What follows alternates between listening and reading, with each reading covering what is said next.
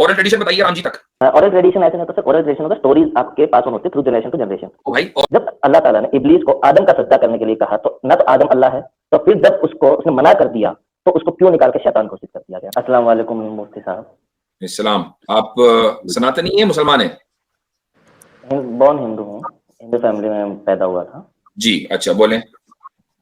Just sir, कल मेरी एक दोस्त से डिस्कशन चल रही थी इस्लाम पे ही, तो एक डिस्कशन में आया था कि इस्लाम में फोर्स फुली किसी को आप फोर्स नहीं कर सकते कुछ भी चीज करने के लिए।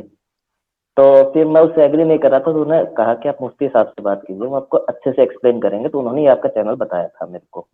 तो अगर कोई इस्लाम मतलब आप अगर कोई किसी को फोर्सफुली किसी और के सामने पूजा करने के लिए या सजदा करने के लिए कर सकता है क्या?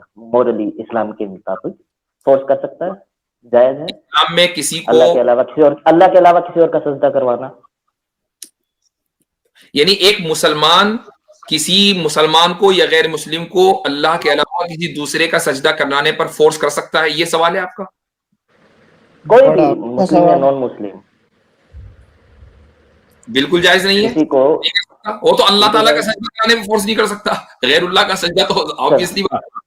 वाह वाह वाह वाह। चलिए बहुत बहुत अच्छा। अच्छा, इसमें अगर मान लो मेरे एरिया का कोई पावरफुल पॉलिटिशियंस है या रिलीजियस लीडर है, वो अगर आके मेरे को फोर्स करे तो यानी कि मुझे उसकी बात मान लेनी चाहिए कि नहीं? मैं अल-तकैया वाले कॉन्सेप्ट पर नहीं जाना चाहता, जस्ट प्योर स्पिरिचुअल कॉन्सेप्ट है कि मेरे को उसकी बात मान लेनी चाहिए कि नहीं चाहिए इस्लाम के मुताबिक। अगर आपका पॉलिटिशियंस आपको फोर्स कर रहा है और आप मसलन मुसलमान हैं, ठीक है, हाँ, तो और आपको फोर्स कर रहा है कि वो गैरुल्लाह के सामने सजदा करो या कुफ्र करो, ठीक, तो ऐसी सूरत में और फोर्स करने का मतलब ये कि तुम नहीं करोगे तो मैं तुम्हारी जान ले लूंगा, राइट? आप जान का नहीं है, वो ये कह रहा है, जान नहीं कह रहा है, कर देंगे, ये कह रहा है कि है ना, आजकल तो मॉब लिंचिंग ट्रेंड में है ना, तो हम मॉब लिंचिंग कर देंगे। बोलो जय श्री राम। नहीं, मॉब लिंचिंग में ऐसा कोई खतरा नहीं है। वो कह रहा है कि तुम्हें इस एरिया से निकाल के मैं गद्दार घोषित करवा दूंगा, तुम्हारे नाम के पर्चे लगेंगे हर जगह कि ये गद्दार है, ऐसा वो धमकी दे रहा हो। तो उसकी बात मैं मानना नहीं चाहता, तो क्या मुझे छोड़ के चले जाना चाहिए वहां पे? ऐसी सूरत में जय श्री राम कहना जायज नहीं होगा, किसी भी सूरत में, कोई भी ठीक है नहीं, बस मैं ऐसी सूरत में कुछ कहना, हाँ ठीक है, जायज होगा जब आप लोग किसी मुसलमान की मॉब लिंचिंग कर रहे हो और वो कह रहे हो कि नहीं बोलो जय श्री राम। अब वो बेचारा अपनी जान बचाने के लिए कह दे और ईमान उसके दिल में हो, चूंकि ईमान का ताल्लुक जबान से नहीं असल दिल से है, वो दिल से मुतमईन हो कि खुदा एक है और मैं उसका बंदा हूं, तो अब उसके लिए जबान से जय श्री राम कहना अपनी जान बचाने के लिए दुरुस्त होगा। तो ये एक सिनेरियो। बहुत बहुत उत्तम, बहुत उत्तम। लेकिन वो अल-तकैया नहीं करना चाहता और उसको मारेगा नहीं कोई, तो वो वहां से छोड़ के चला जाए, कोई दिक्कत तो नहीं है? अगर वो छोड़ के चला जाना भी चाहता है कि ठीक है भाई नहीं रखना है कि नहीं, लेकिन इस्लाम में जायज नहीं होगा इस बुनियाद पर जय श्री राम कहना कि मसलन कोई बजरंगी आ जाए और ये कहे कि भाई बोलो जय श्री राम वरना हम तुम्हें जो है यहाँ से निकाल देंगे। तो अब ऑब्वियसली बात है कि उसके लिए ये बोलना जायज नहीं होगा। अब उसको दिक्कत होगी या दिक्कत नहीं होगी भाई ये वो जाने, वो हमें क्या पता कि दिक्कत होगी। चलिए कोई नहीं। तो मेरा एक आखिरी सवाल, उसके बाद मैं निकल जाऊंगा। आपने 3 सवाल के जवाब दिए बहुत पेशेंटली, थैंक यू।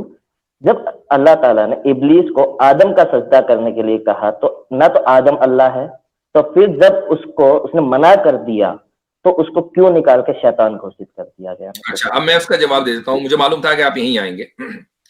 सजदा किसके लिए किया जाता है? सजदा तो मैंने इसलिए पहले क्लियर किया था ना कि कुछ आपने कहा था कि अल्लाह के अलावा किसी और का कुछ भी नहीं है। अल्लाह के अलावा अल्लाह ने ये कहा है कि मेरा सजदा करो, ठीक, अल्लाह ने कहा, इसीलिए सजदा करते हैं ना हम।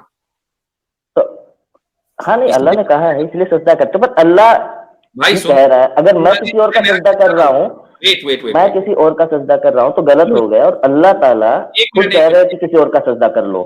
1 मिनट, अल्लाह ने कहा है मेरा सजदा करो, अल्लाह उस वजह से हम खुदा का सजदा करते हैं ना जी, ठीक। अब वो ये कह रहा है वही, चूंकि उसी के कहने की वजह से हम खुदा का सजदा कर रहे हैं। अब खुदा ये कह रहा है कि तुम आदम का सजदा करो, और उस सजदा इबादत नहीं होना चाहिए, सजदा ताजीम होना चाहिए, यानी इज्जत एहतराम वाला सजदा। तो जो सजदा खुदा के कहने की वजह से हम खुदा का सजदा करते हैं, तो उसी के कहने की वजह से आदम का सजदा भी होगा। हाँ, आपके कहने की वजह से नहीं होने का, क्योंकि आप खुदा नहीं है। नहीं, मेरे कहने से नहीं, अल्लाह यानी कि अलाउड कर रहा है ना, किसी और के सामने सर झुका सकते हो आप अल्लाह के अलावा। आप मेरे घर के बाहर खड़े हैं और आपसे आपका कोई दोस्त ये कहे, मसलन हीटेड डिबेट वाला कहे कि ये मुफ्ती साहब का घर है, इसमें दाखिल हो जाओ, तो जैसे ही आप दाखिल होंगे ना, जो घर में जो गार्ड्स हैं वो आपको पकड़ के आपकी ठीक ठाक आपका हिसाब किताब कर लेंगे बाकी बराबर। लेकिन अगर मैं खुद आपको कहूं कि ये मेरा घर है, आप उसमें दाखिल हो जाएं, तो अब आपको मेरे गार्ड्स रोकेंगे नहीं, आप बहुत आसानी के साथ बल्कि एहतराम और इज्जत के साथ आपको ड्राइंग रूम में बिठाया जाएगा, क्योंकि मेरा घर है, मेरी इजाजत से आए ना। अब खुदा का हुक्म है कि खुदा को सजदा करें, वही खुदा ये कह रहा है कि तुम उसको सजदा करो, तो उसको सजदा करना जायज हो जाएगा। तो यानी कि खुदा, अगर आप ये कह दो, आप मेरे को ये कह दो कि आप मेरे घर पे कभी भी आ जा सकते हो, कोई दिक्कत नहीं, आपको इनविटेशन की वेट नहीं करनी है, आप कभी भी इच्छा हो आ जा सकते हो, तो मैं कभी भी इजाजत दे दी ना, अब मैं आ सकता हूं। लेकिन अगर इजाजत न दे तो नहीं आ सकता था। आपने खुदा ने इजाजत दे दी ना कि खुदा के अलावा किसी और का सजदा जायज है, किया जा सकता, खुदा ने इजाजत दे दी ना। ताजीमी जी नहीं, सिर्फ आदम अलैहिस्सलाम को सजदा ताजीमी करने की इजाजत थी और उसके अलावा किसी दूसरे को सजदा करने की इजाजत नहीं है। ये ऐसा ही है कि मसलन मैं कहूं कि सिर्फ आपको मेरे घर में आने की इजाजत है, आपकी फैमिली में या किसी आपके दोस्तों में से किसी को इजाजत नहीं है, तो सिर्फ आप ही आएंगे, दूसरा नहीं आएगा। कोई बात नहीं।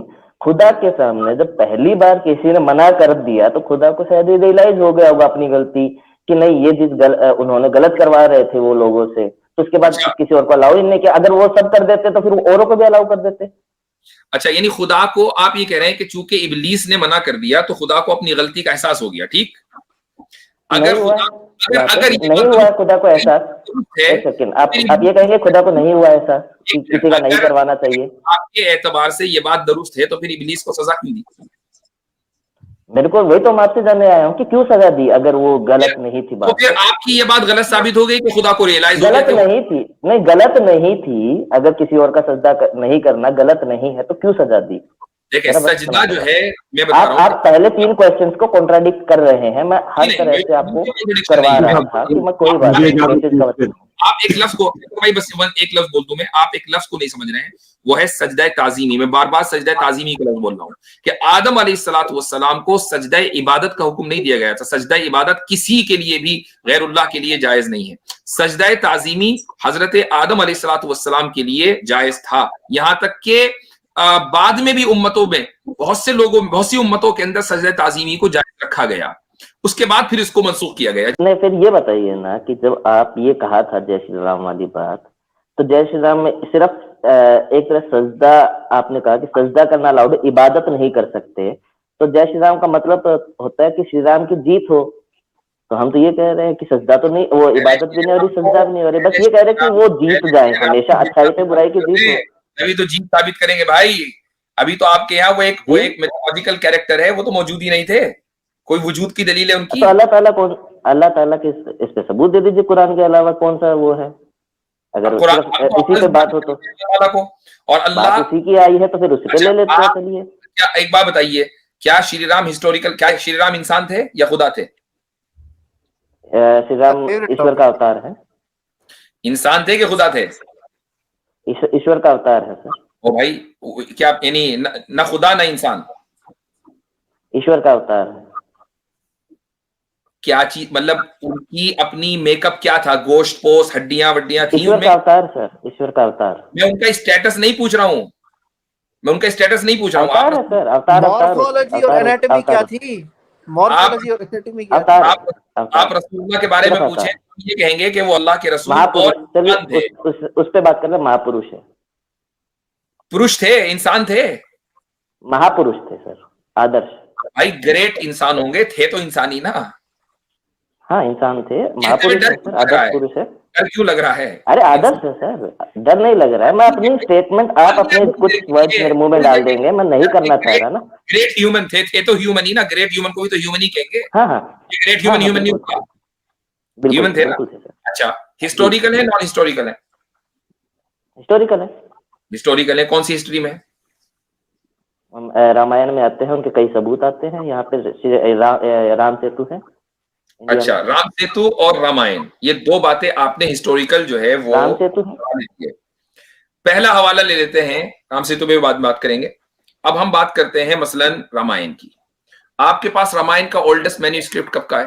सब फर्क नहीं पड़ता यहाँ पर, जो मैन्यूस्क्रिप्ट सर्वाइव नहीं करती है कई बार, ओरल ट्रेडिशन से आते हैं, ओरल ट्रेडिशन से आते हैं। ओरल ट्रेडिशन राम जी तक ओरल ट्रेडिशन ऐसे नहीं होता सर, ओरल ट्रेडिशन होता है स्टोरीज आपके पास ऑन होते थ्रू जनरेशन टू जनरेशन। ओ भाई, ओरल ट्रेडिशन में जो आपके पास जो चेन ऑफ ट्रांसमिशन है वो बताइए क्या है? मैंने स्टडी नहीं किया है वो चेन ऑफ ट्रांसमिशन। वो आप कितनी भी कर ले वो मेरे को, मैंने स्टडी नहीं किया तो मैं डिनाई कैसे कर सकता हूँ कि नहीं है कि है। तो दावा कैसे ओरल ट्रेडिशन होते थे स्टोरीज बताने की। ओरल ट्रेडिशन का दावा कैसे कर दिया?